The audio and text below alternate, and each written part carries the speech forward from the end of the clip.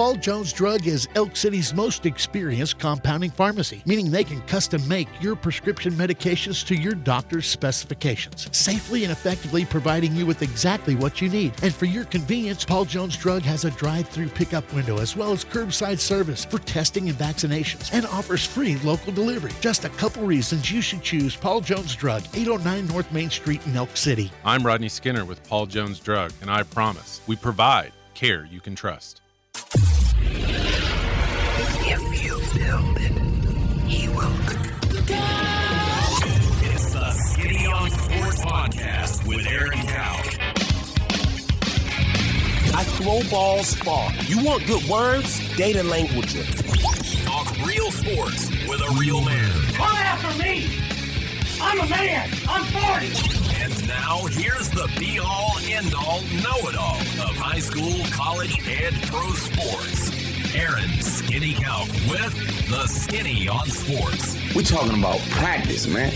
I'm the MVP. And a good Paul Jones Drug Tuesday out there in Western Oklahoma. Welcome to the Skinny on Sports, right here on 98.1 FM, the Sports Animal.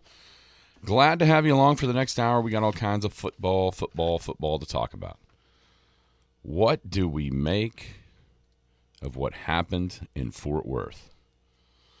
Coach Prime and the Colorado Buffaloes go into Fort Worth, upset the team that played for the national championship last year.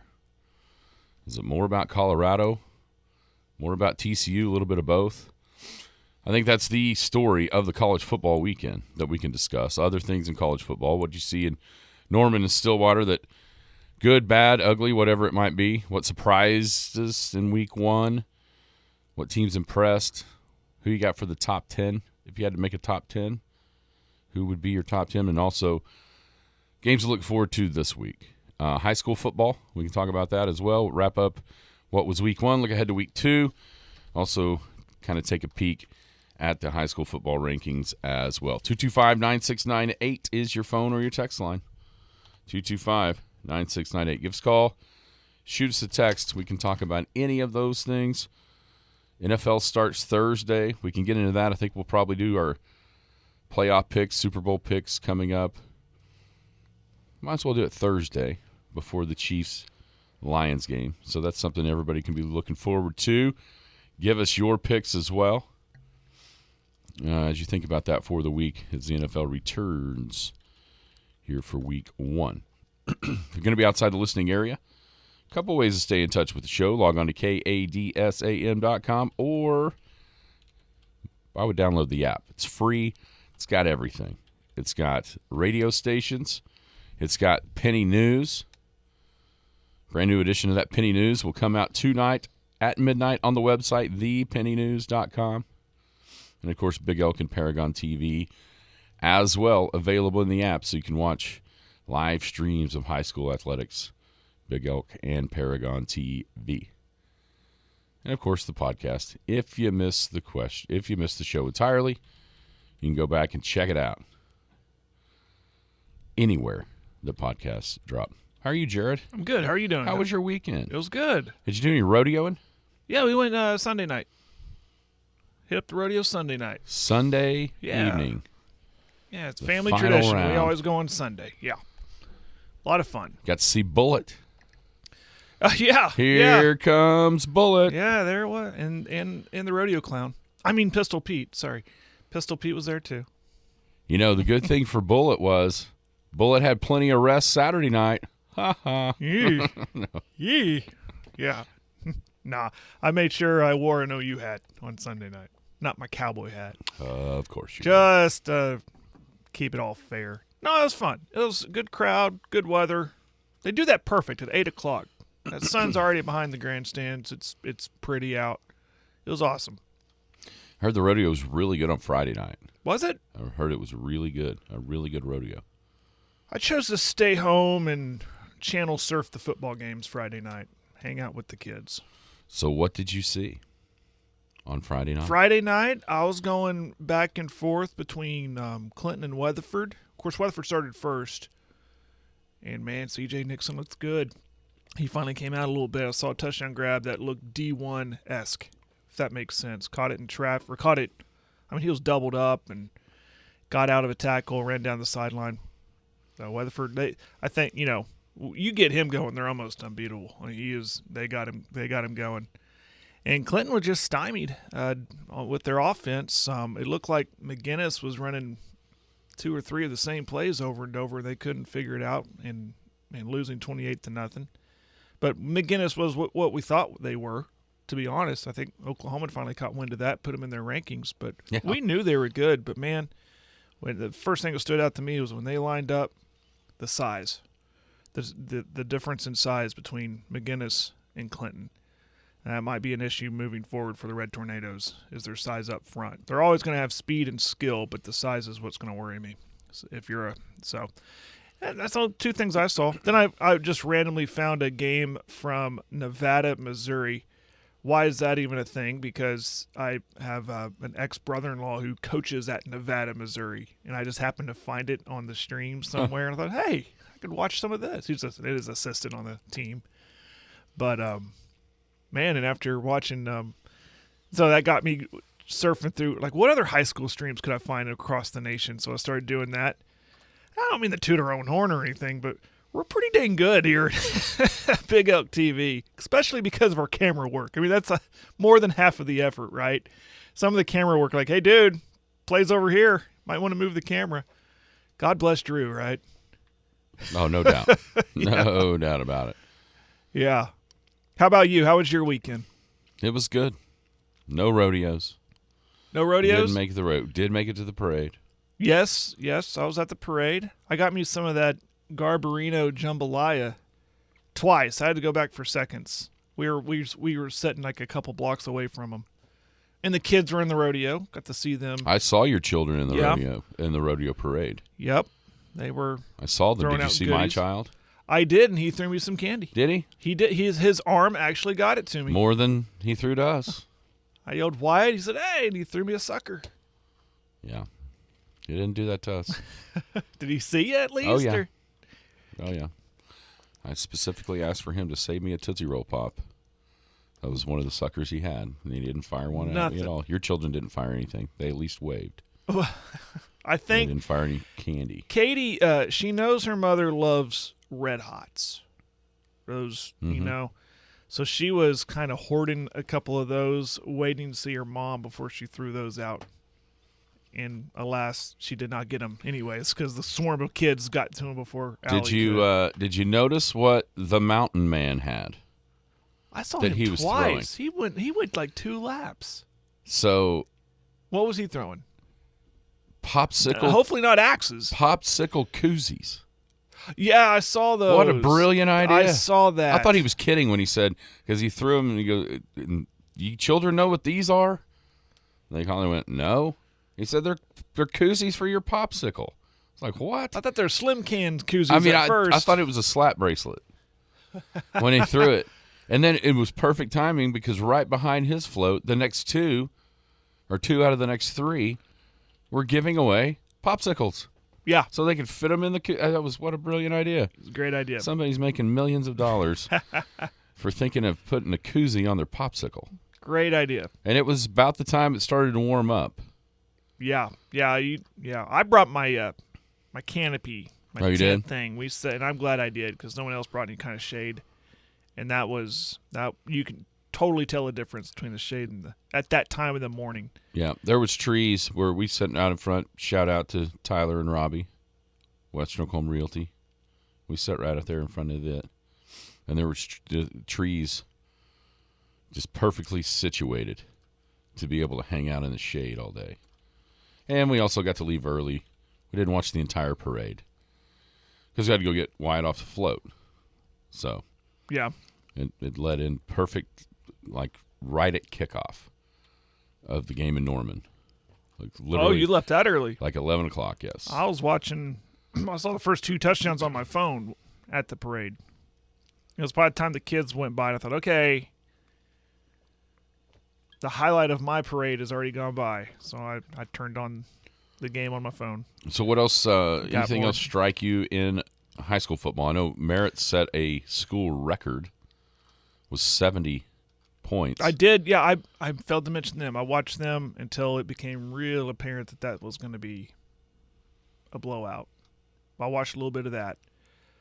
Yeah, that was big. I know this didn't happen Friday night, but in high school football, Heritage Hall might be up there with the Carl Alberts of the state and Bixby's. They're that good. They are really – I mean, they had no problem with Millwood. Yeah, Millwood just got started slow. Once they picked it up, like second half, they played back and forth with them. But, yeah, 3A, once again, probably runs through Heritage Hall. Although you never know. Lincoln Christian, Metro, some of those teams. But, yeah, there's no doubt. The Chargers look pretty good. They got another Freeman running around out there. Oh, really? Yep, little brother. Looking at the rankings in 4A, in the Oklahoman anyway, they didn't change anything.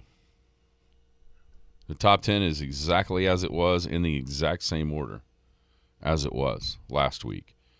Wagner 1, Blanchard 2, Tuttle 3, Poto 4, the Big Elks 5, Newcastle 6, Clinton 7, Hilldale 8, Weatherford 9, and Ada number 10.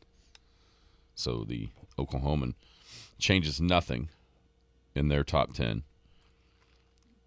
And early on, it's probably hard to decide. I know that a couple of the teams that were kind of on the fringe of being ranked have lost. Broken Bow being one of those, 0-2, even though they've lost to two pretty good teams. Nobody really taking into account for them.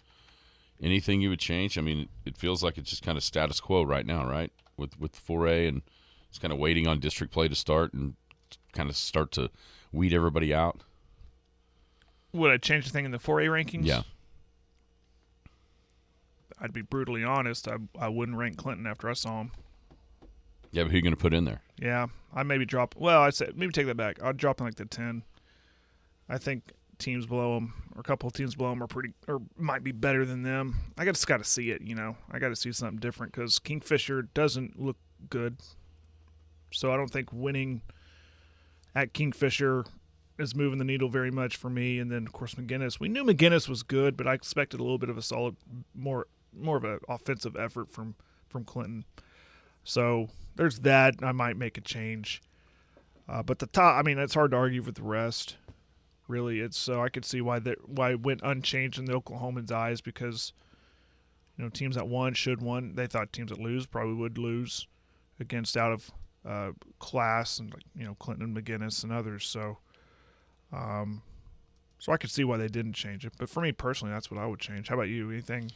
Yeah, I don't think there's any real shame in losing that game, and that may be the same way for a few teams this week too.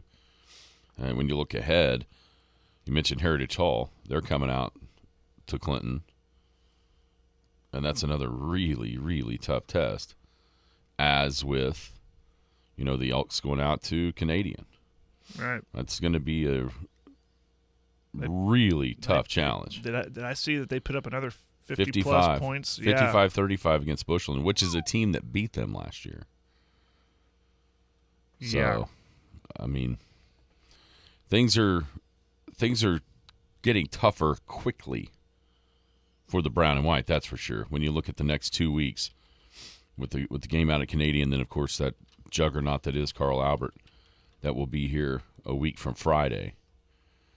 And then probably a pretty well-timed week off with the way that the district changed ahead of the game going over to the Tornado Bowl. So the next 3 weeks will start to tell the tale of the Big Elk season. And, for Clinton, another really, really tough challenge. Coming off the McGinnis loss, now you get Class 3A number 1 coming to your house in Heritage Hall, and you get to see what Andy Bass is all about.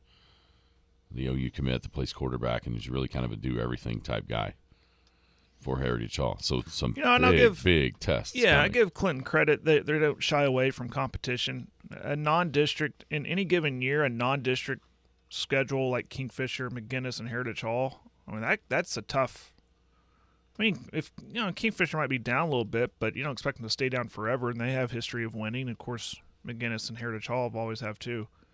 They don't back in that. And the whole philosophy behind that, it's kind of the same way here in Elk City of scheduling the Canadians and Carl Alberts is makes you better for district. It's iron sharpens iron. I can respect that. But that's a tough ask. Heritage Hall is going to be really good coming to town. Yeah, it's going to be. Did you see just random? Did you see Rex Ryan was in Clinton at the game? I saw some selfies on. I don't know. Just saw people taking selfies with him and putting on social media.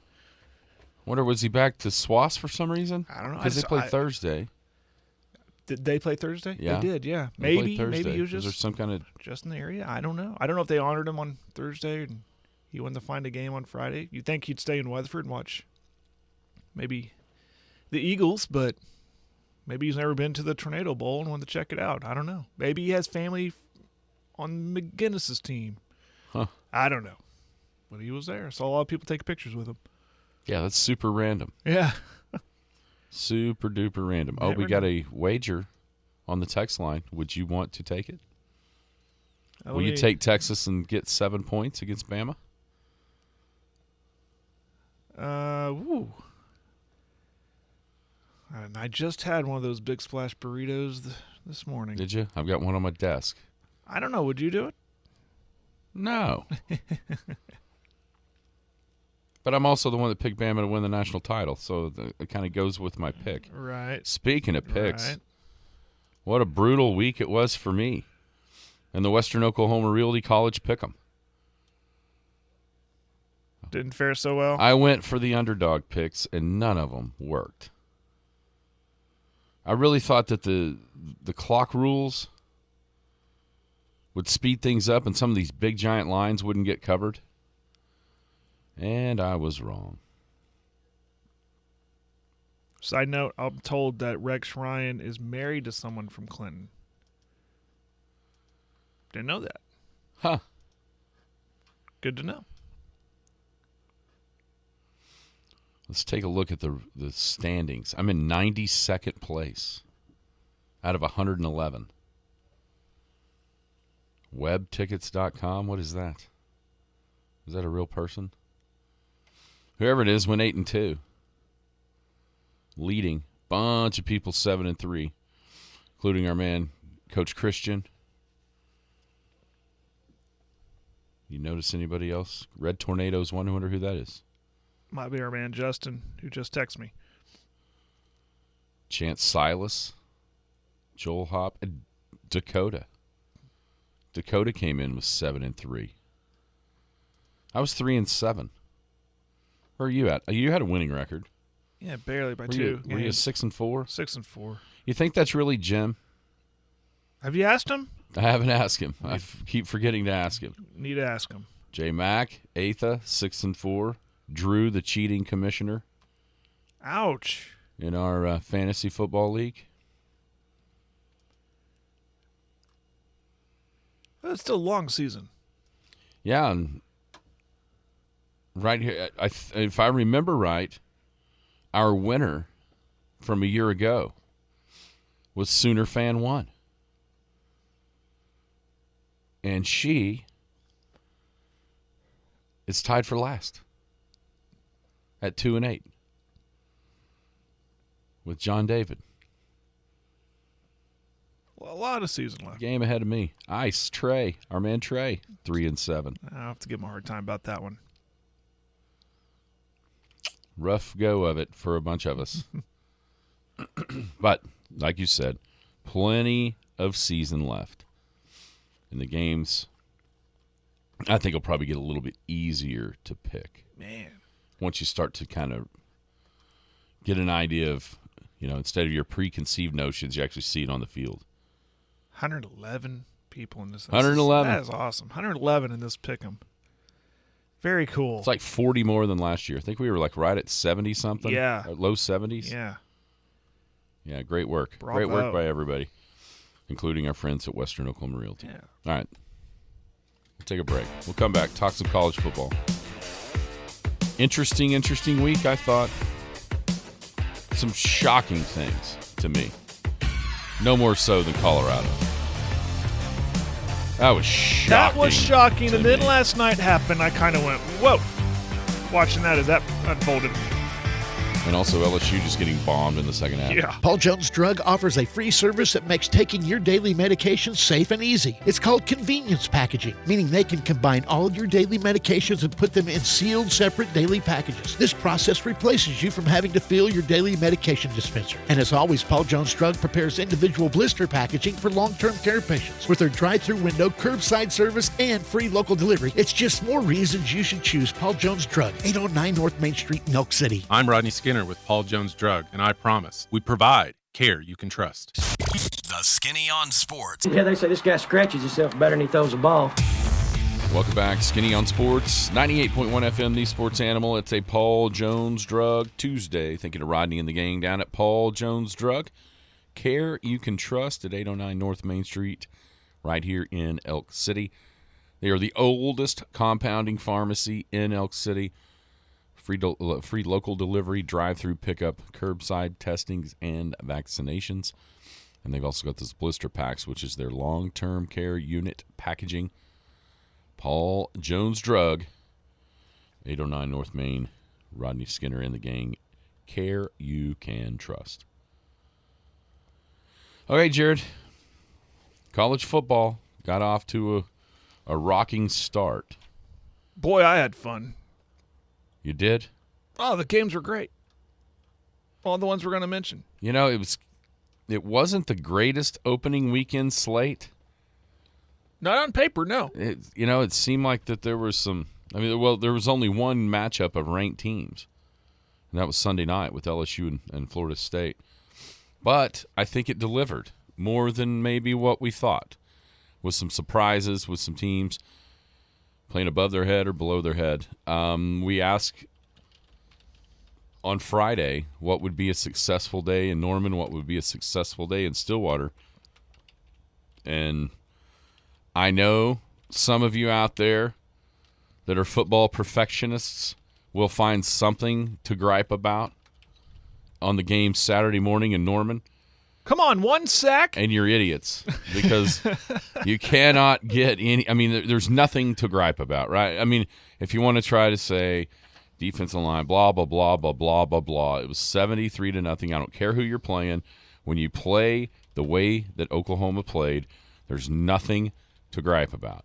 You just move on down life's path and enjoy the tail kicking that the Sooners put on Arkansas State. I had a friend of mine, he texted me, he graded it, like offense, defense, and special teams, and he put a B+ on the defense.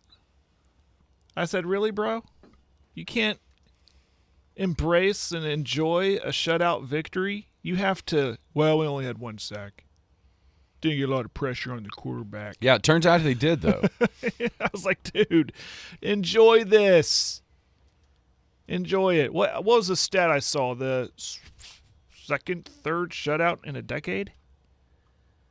Something like that. Yeah, I can think of one, like a 55-0 against Kansas State. Was that the last one? Maybe. A few years back. Listen, it just felt good as that game went on. As an OU fan, it felt good knowing – it felt like, you know what? It's nice that a no-name quarterback isn't having a career day right now. It's nice that it's – what was it at half? 45-0. It's nice it's not 45-20. Yeah, or 28-21 or something stupid like that. Yeah. Yes. It's just like, yeah, they did. And it was the touches, the amount. I mean, everything worked. It was just a nice – and I was like, okay, I'm going to watch all this, even though this is a boring game. But, man, that Colorado-TCU game is coming down to the wire. I was, okay, OU, let's wrap this up. I want to switch it back to go back over there to Fort we went Worth. ahead and did where I was. Did you? Yes. I was like, this is a tradition of mine. I watch it from you got till to it's see over. You got to see Jackson Arnold, Plus, and I then you wanted got to to see see him go out. And Yeah. as soon as he went out, it was okay. Yeah. Flip it over there. Let's see what's really But I happening. wanted with to Prime. see Booty. Oh, I didn't. I don't care. Enough's enough. I wanted to see that Booty. Enough's enough. Wave the flag and let's watch the more competitive game. No, seriously, there's nothing to gripe about at all. It's a shutout win. I'm sure people will find something. and one of them was one sack again. Well, you know what? It was 3-step drops and getting the ball out as fast as they possibly could. And, oh, by the way, there's still, if you look at the pressure stats, they got pressure on like 70% of the dropbacks. So it's not – that's just something that people want to gripe about, just to gripe, quite frankly. Then it's Stillwater on Saturday night. I don't think I know I wasn't prepared to walk in here on Tuesday morning and go, you know what, Jared? Gunnar Gundy was the best quarterback that OSU has. Or at least he was on Saturday. I was not prepared for those words to come out of my mouth, but he was on Saturday, which was just shocking. Yeah.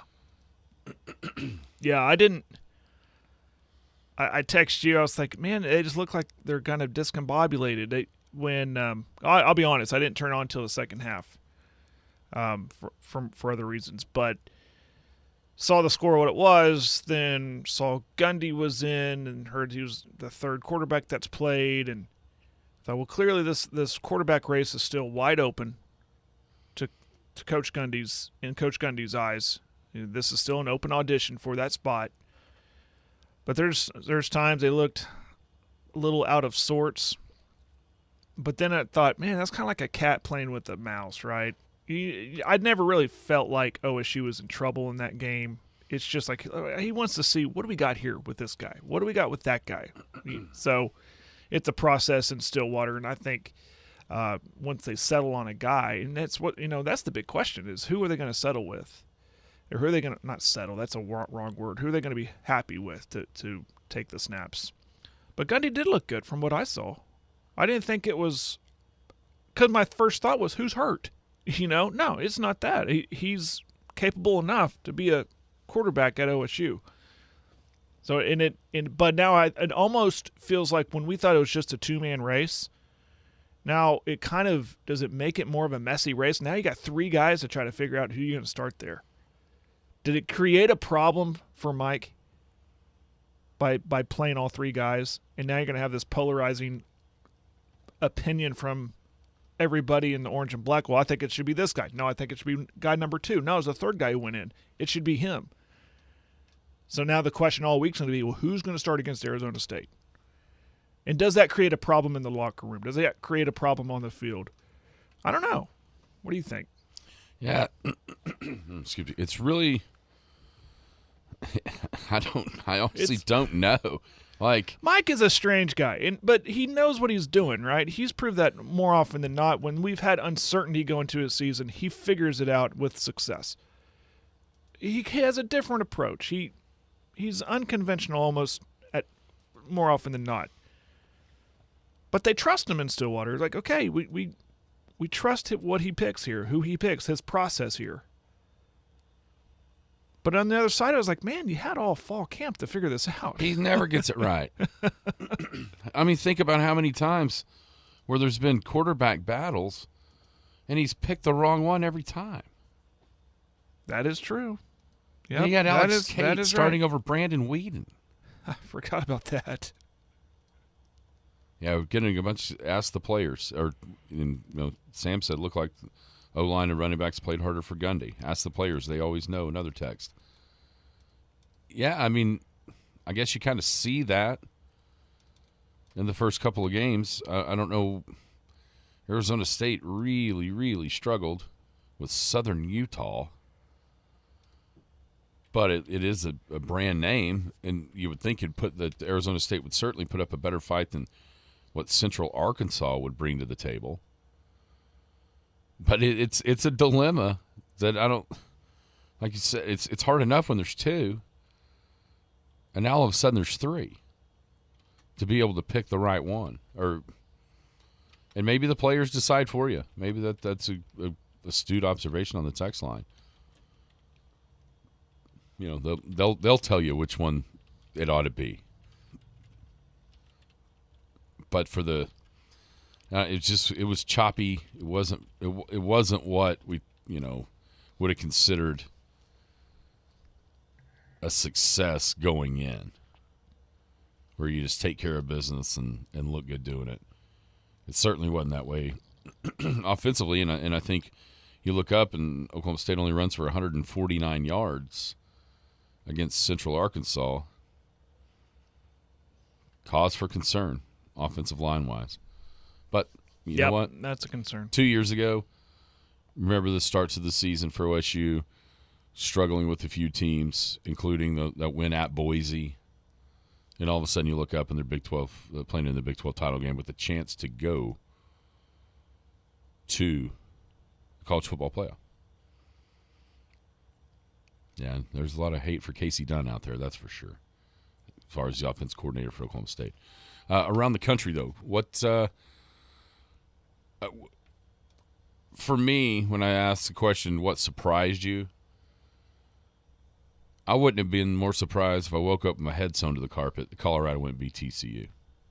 That was shocking to me. I mean, plumb shocking.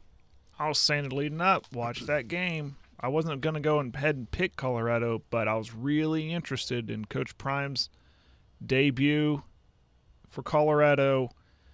The huge amount of turnover that was happening in Boulder, even after the spring game, and that just everyone just screams. 86 new dudes. That's more than you got scholarships. But I never said this, and I wish I had, because I kind of thought this.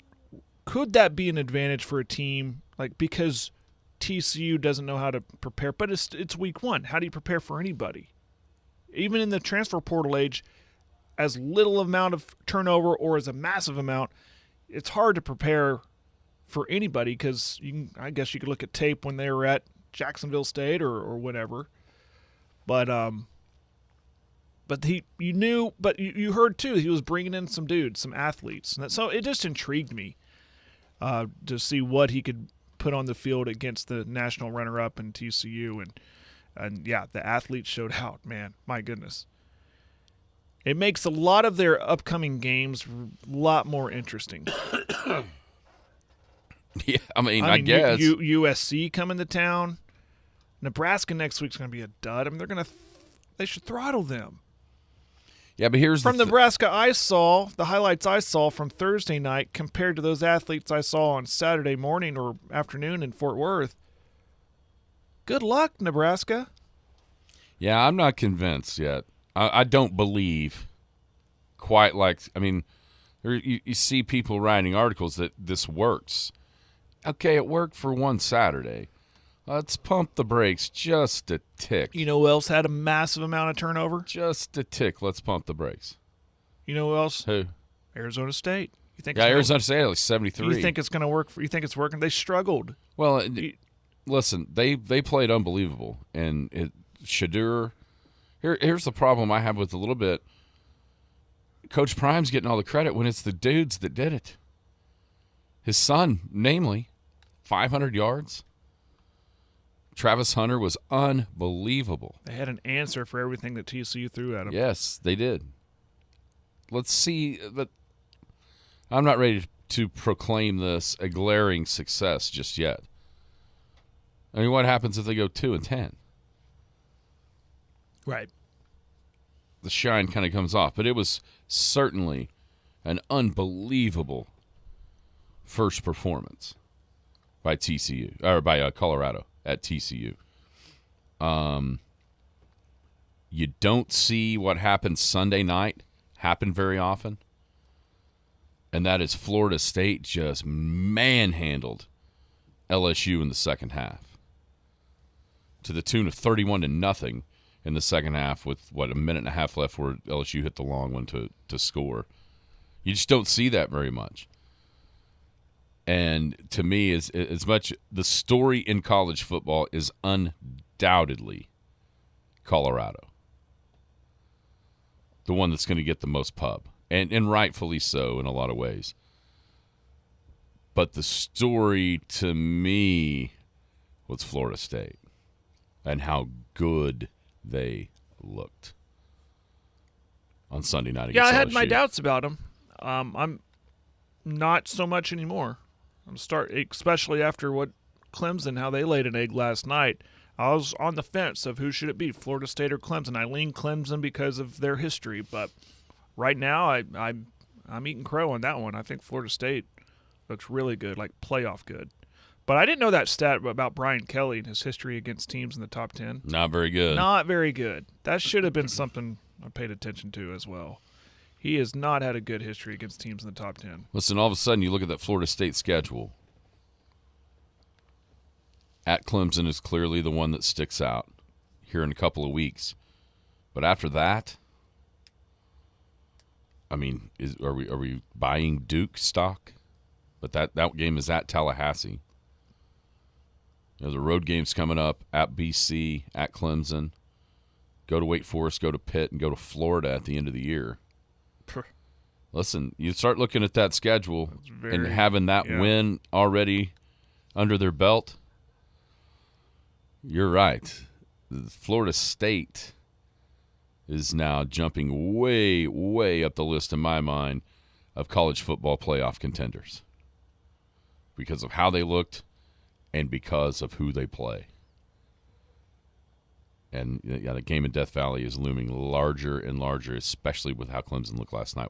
You know who probably needs a little who needs an apology? Who's that? DJ Uiagalelei. Yeah. Maybe it wasn't all his fault that the Clemson offense was terrible. And Wonder Boy's brother, not the greatest debut. I saw a stat that Dabo, without Brent Venables as his coordinator, is like 40-31 as the head coach at Clemson. With him as the defensive coordinator, is like 112-27. Oh, boy. You know, Clemson struggled a little bit for the last couple of years. They put it back together enough to, make it to, win the ACC last year. I don't know, man. That looked really, really bad. Yeah, I'm watching that game last night, and the whole time, the offense was anemic, and I thought, why did they run off DJ? I watched a lot of him. Watch out on Sunday afternoon. Listen, Oregon State's pretty good. Y'all made fun of me on Friday for putting some of my money toward Oregon State to win the Pac-12. Listen, Oregon State's good. It's because I thought you were just jumping on the cool story of Oregon State. Well, for Washington sure State. that'd be neat. But no, Oregon State is good. Do you hear the name of their new conference? Tupac. Oh dear. They can move the football. They did. I know it was San Jose State, but San Jose State showed a little bit of life against USC, not so much against Oregon State. I'm not here suggesting Oregon State's going to beat the teams like USC or Oregon or Washington. Like I think, they don't even have to play USC. Right, but like if are they in the same division? I don't know. There's not divisions anymore. There's not. Right. Anyways, now they'll be a force to be reckoned with. How about the Pac-12? Undefeated. Very likely. We knew that would be a possibility. Yeah, with quarterback play. Of them being good with their quarterback play, sure. It doesn't really shock me at all. So they get Utah and Washington at home and then have to go to Oregon the last week. And that Civil War, you never And all of a sudden, know. going to Colorado seems like a thing. Yeah. It's going to be the hottest ticket in Boulder. Ugh. Speaking of hot, we had this text to us. Why did Prime have a hoodie on? It was 110. It's kind of his thing, I guess. Yeah. I'd have been sweating. I don't know, man. I drive down the streets here in Elk City. It's 102 outside, and I'll see kids with black hoodies on. I don't get it. I don't either. I don't get it. It looked cool, though, the icy whites. Oh, and his mirrored sunglasses. Yeah, it was very Prime. Wouldn't expect anything less. We had a question on the text line. Did Spencer Sanders start for Ole Miss? No. The answer to that is no. Jackson Dart, the USC transfer, started and has earned that job. What's your top 10? My top 10. I'll go 1 to 10. I got Georgia. I put Florida State as my second best team in the nation. Michigan at 3, Bama 4, USC 5. It kind of mirrored the power poll on ESPN. I didn't mean to do that. 6, though, I put Penn State. I thought their offense looked really good. Ohio State, not so good with their offense. Got them at 7. Washington at 8. Did I miscount here? Did I put 9? 1, 2, 3, 4, 5, 6, 7, 8. I put 9. Washington at 8. Tennessee 9. And goodness, who can I put at 10? I don't know. Who do you think? Hold on. I said Washington. I said Penn State. Give me Notre Dame 10. Yeah, Notre Dame 10. I had Georgia, Bama, Florida State, Michigan 4th, USC 5, Ohio State. Actually, no.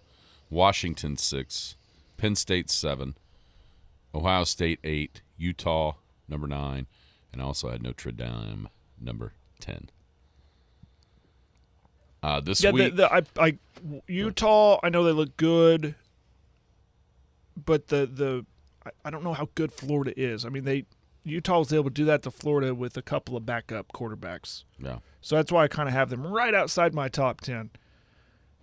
Give me Rising back, and how good can they really? And that kind of gives you a lot of hope if you're Utah too. Like, well, we won that game without them. We could be really good with them.